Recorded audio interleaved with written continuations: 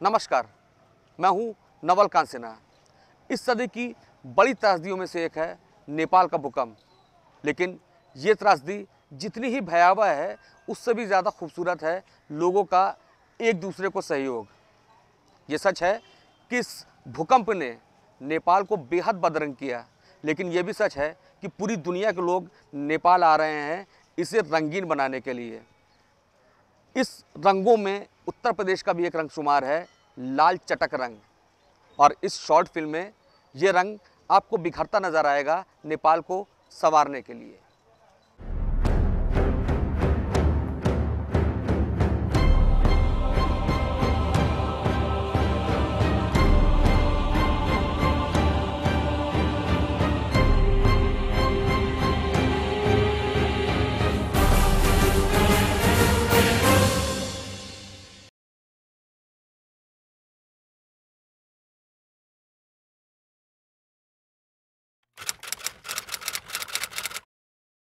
नेपाल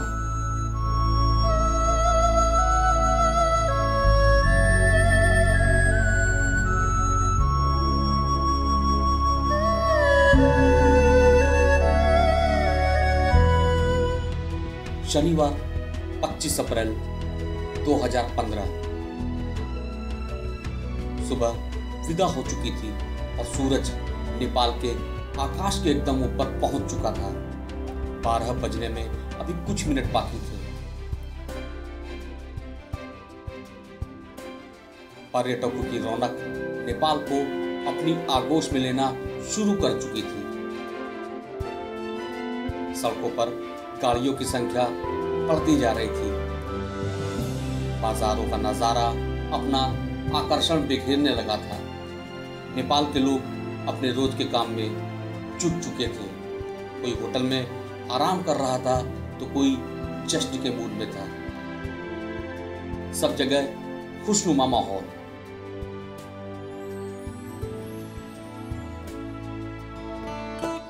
काठमांडू की प्रसिद्ध धरहरा मीनार से शहर को देखने का सिलसिला शुरू हो चुका था।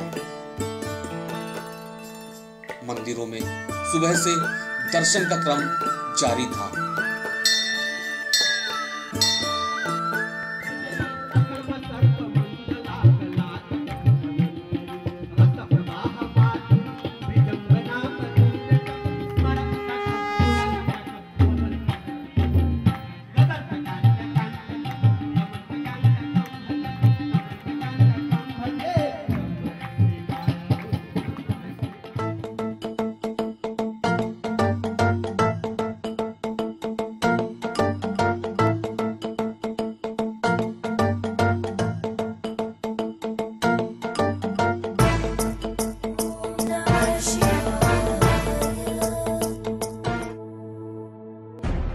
बर्फ से ढका हिमालय सूर्य की किरणों से चमक रहा था। जिन्हें आकाश छूने की हसरत है, वो अपने एवरेस्ट फतेह के मिशन में जुटे हुए थे। नजरें एवरेस्ट की तरफ और उसे छू लेने की चाह। लेकिन किसी को क्या पता था कि एवरेस्ट जैसी बड़ी परेशानियां नेपाल में खुद उतरने वाली हैं। धरती अचानक कांपी और एक बड़े भूकंप ने नेपाल को अपने आगोश में ले लिया।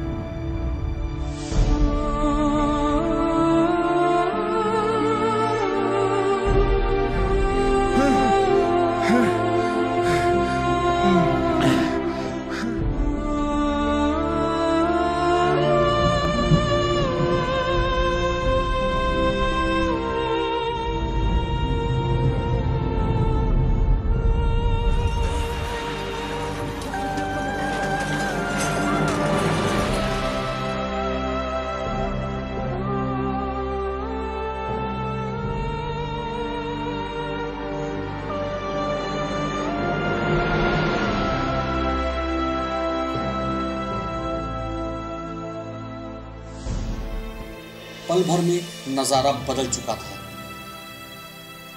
हाल ऐसा कि नेपाल के स्विमिंग पूल तक समुद्र बनने पर आमादा थे।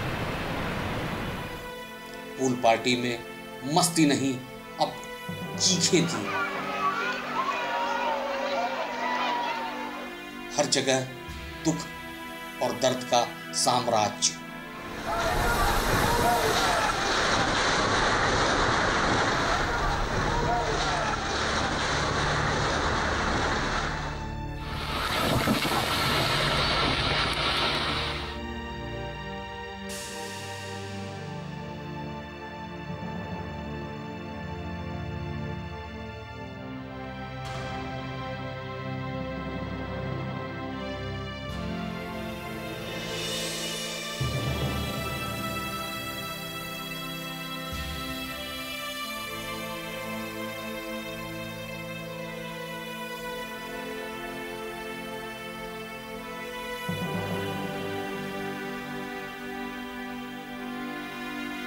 जितनी लाशें नजर आ रही थी उससे कहीं ज्यादा इमारतों के नीचे दबी हुई थी।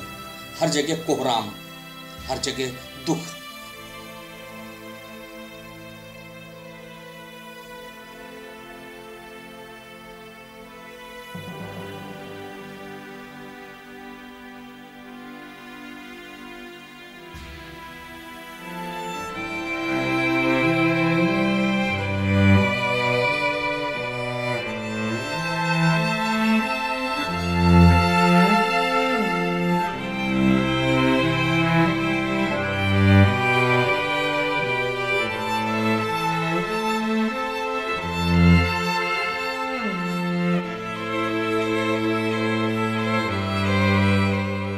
नेपाल के शमशान घाटों ने इतनी लाशें शायद ही कभी देखी हो।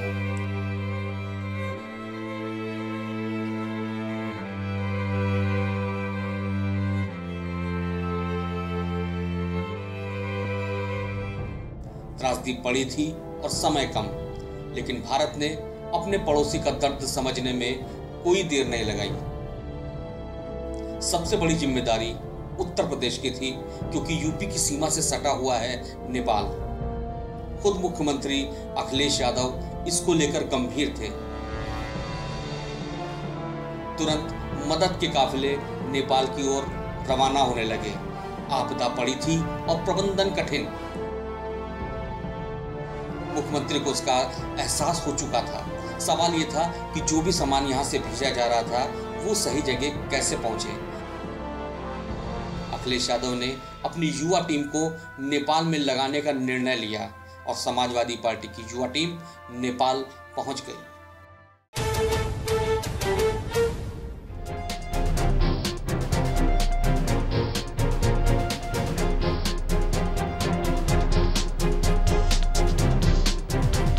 जैसे ही भूकंप की खबर पूरे विश्व में गई तो उत्तर प्रदेश के मुख्यमंत्री अखिलेश यादव जी ने मदद करने का निर्णय लिया और हमको निर्देश दिया कि आप लोगों को वहाँ जाना चाहिए और सरकारी मदद जो जा रही है उसके साथ साथ आप लोगों को भी उसमें योगदान देना चाहिए। हमने अपने साथियों से संपर्क किया। मैं खुशी के साथ कह सकता हूँ कि बहुत बड़ी संख्या में लोग यहाँ आना चाहते थे। उसके बाद हमने छाँट कर 50 लोगों को तय करके यहाँ लेके आए।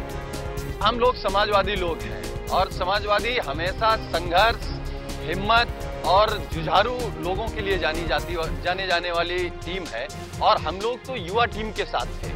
ये सही है कि रास्ता कठिन था और बड़ी मुश्किल से हम लोग पहुंचे, लेकिन हमारे किसी भी साथी के चेहरे पर कोई भी थकान नहीं थी। सब लोग सावधानी से रहेंगे और यहाँ लोग परेशान हैं, उनकी मदद करनी है। अगर कोई नाराज भी हो जाए, गुस्सा हो जाए तो उसे प्यार से समझाना। कोई थका तो नहीं भाई कोई?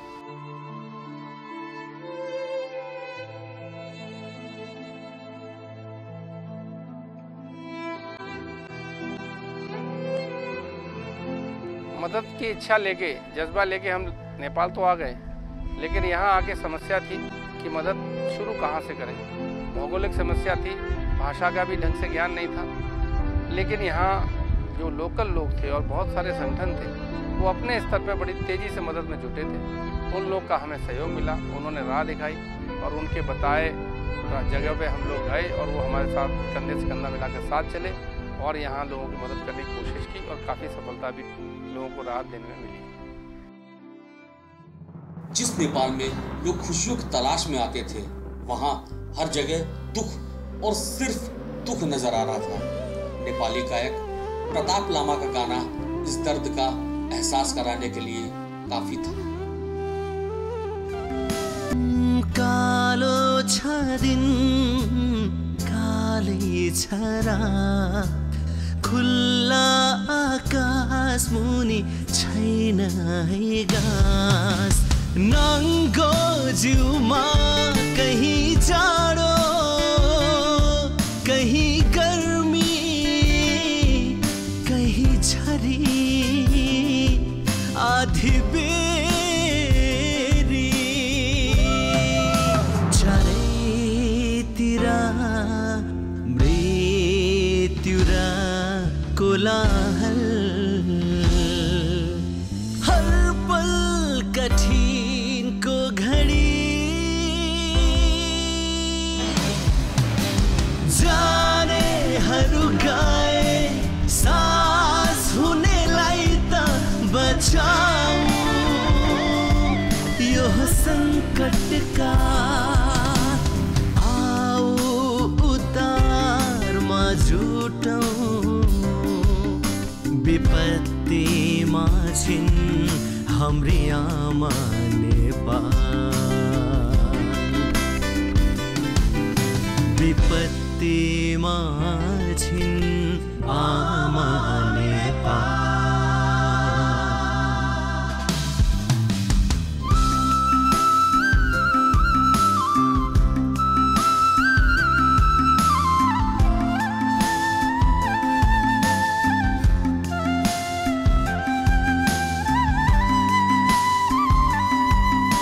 मतलब चारों तरफ हम लोगों ने जो घूम के देखा तो सबसे पहले हम लोगों ने ये डिसीजन किया कि जहाँ पे मतलब काफ़ी जगह ऐसी थी कि जहाँ पे राहत सामग्री और जो खाने पीने की चीज़ें थी वो नहीं पहुँच पा रहे थे। तो सबसे पहला डिसीजन हम लोगों ने ये लिया बैठ के कि उन जगहों पे जाया जाए कि जहाँ सामग्री नहीं पहुँच पा रही है और जहाँ लोग फंसे हुए हैं और काफ़ी मतलब मदद की उन्हें ज़रूरत है। तो हम लोगों ने इसी निर्णय पे फिर हम लोग काफ़ी 5-6 किलोमीटर पैदल रास्तों पे जा कर के और पहाड़ी चढ़ के और हम लोगों ने जाके वहाँ पे राहत सामग्री पहुँचाई और काफ़ी लोगों को हम लोगों ने मतलब जो दबे हुए थे लोग उनको हम लोगों ने खुद जाके निकाला भी जो है।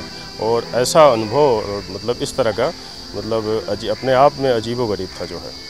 नेपाल के साथ हमारा रिश्ता बहुत विशेष तरह का है, भावनात्मक रिश्ता है, आध्यात्मिक रिश्ता है और समाजवादियों ने इस रिश्ते को मजबूत करने के लिए हमेशा काम किया।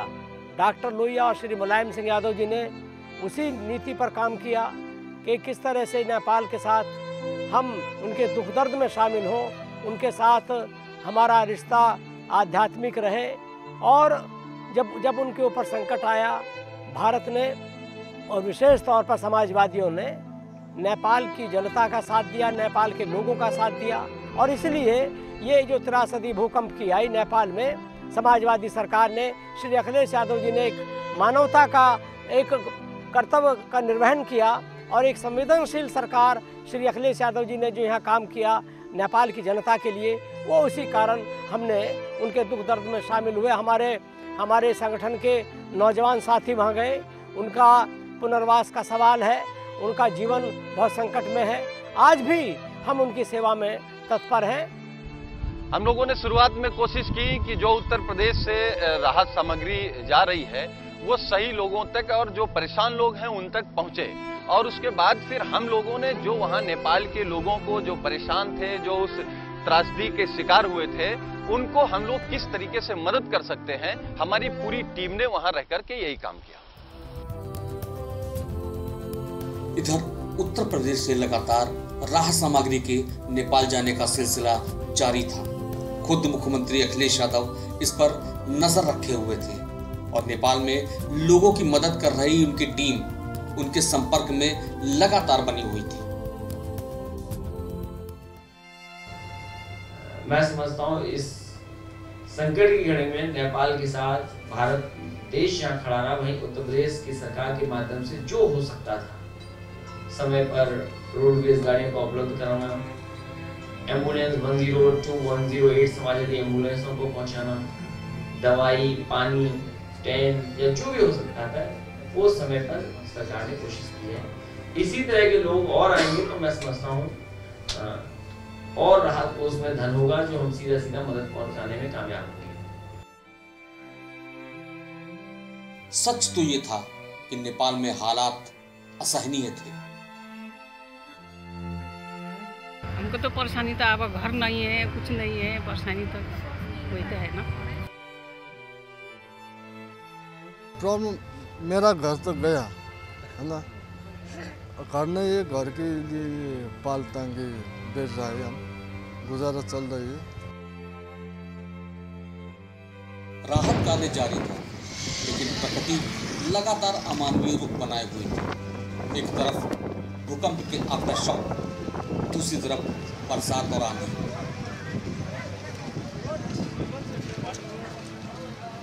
और फिर 12 मई को एक और भूकंप।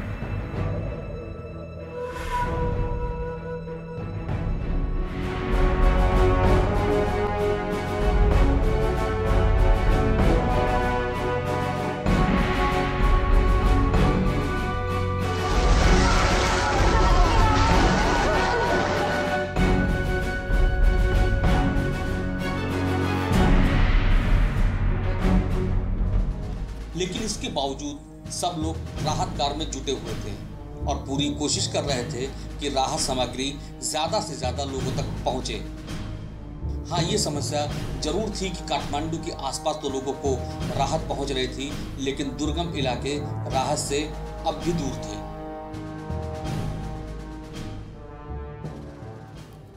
हम लोग को लगातार ये जानकारी मिल रही थी कि मदद तो बहुत तरफ से आ रही है, लेकिन वो सिटी सेंट्रिक हो जा रही है। दूर दराज के जो क्षेत्र हैं वहाँ लोग फंसे हुए हैं और वहाँ तक नहीं मदद पहुँच पा रही। हम लोगों ने निर्णय लिया कि हम लोग दूर क्षेत्रों में जाएंगे, और जब जाते थे तो रास्ते में लोग मिलते थे जो नज़दीक थे, ज़रूरत उनकी भी थी, और उनमें से कई लोग जिद भी करते थे कि नहीं, पहले हमें भी मदद की ज़रूरत है, यहाँ भी पहुँचाइए। लेकिन हम लोग उनको समझा बुझा के किसी तरह वहाँ जाना उचित समझा जहाँ दूसरे लोग नहीं पहुँच पा रहे थे और जहाँ लोगों की जान को भी खतरा था। तो वहाँ पहुँचकर पहले मदद पहुँचाने के लिए हम लोगों ने जिम्मा तय किया, और काफ़ी प्रयासों के बाद लोकल जो लोग थे उनकी मदद से हम लोग वहाँ पहुँच के मदद करने की कोशिश की। ये टीम अपने पड़ोसी देश के लोगों की मदद के लिए जी जान से जुटी हुई थी।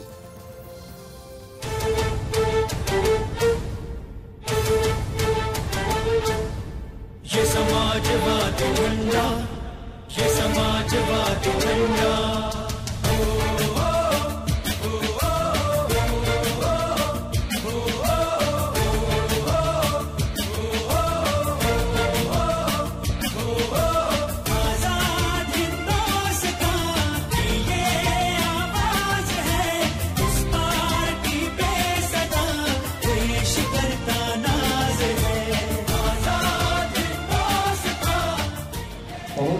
धन्यवाद यूपी का मुख्यमंत्री विधायक समाजवादी पार्टी का साथियों का।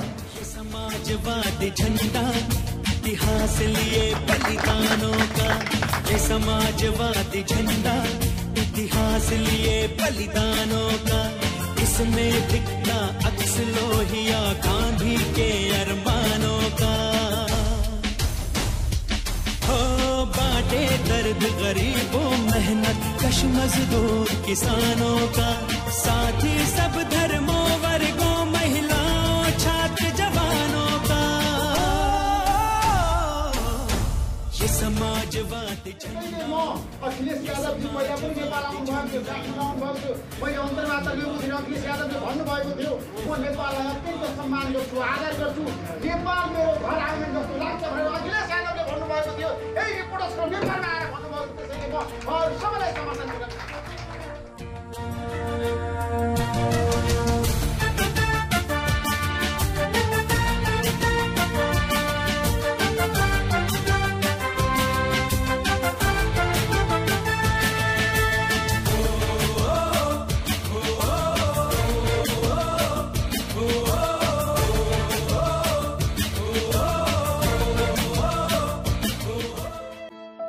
नेपाल की दुख की इस घड़ी में उनके साथ खड़ा होना एक मरहम जैसा था।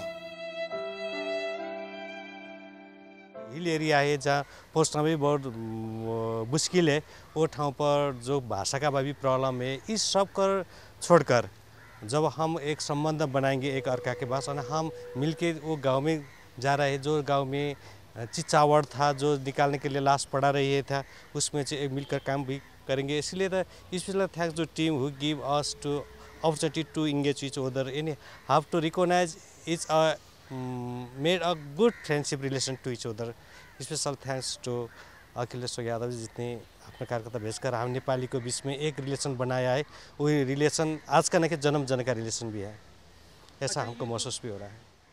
जैसे कि बहुत से मददें आई, खास तौर पे सबसे पहला भारत और भारत सरकार की तरफ से मददें आई, समाजवादी पार्टी उत्तर प्रदेश की तरफ से मददें आई। जैसे कई साथी लोग उत्तर प्रदेश समाजवादी पार्टी के साथी लोग मुझे गोरखा जिला में मिले, जहां जाने के लिए बहुत कठिनाई जगह थी, तो यानी कि अपने जान का भी थोड़ा रिस्क लेके उसको वहां पहुंचे, काम किया बहुत अच्छी तरीके से, सारे लोग खुश थे। क्रूर ही सही, लेकिन जब प्रकृति की मार होती है तब मानवता की भी परीक्षा होती है। मदद के लिए उत्तर प्रदेश से जा रहे ट्रकों की संख्या सैकड़ों से आगे निकलकर हजारों की ओर पहुंच गई, लेकिन उम्मीदों का कारवां कभी थमता नहीं। एक जल जला सा आया, कुछ घर उजड़ गए थे, कुछ नाम मिट गए थे, कुछ बुत बिखर गए थे, बाकी जो बचा है वो तुम हो और मैं हूं, और हमसों से वाबस्ता ये सारी खुदाई है। जय हिंद, जय नेपाल।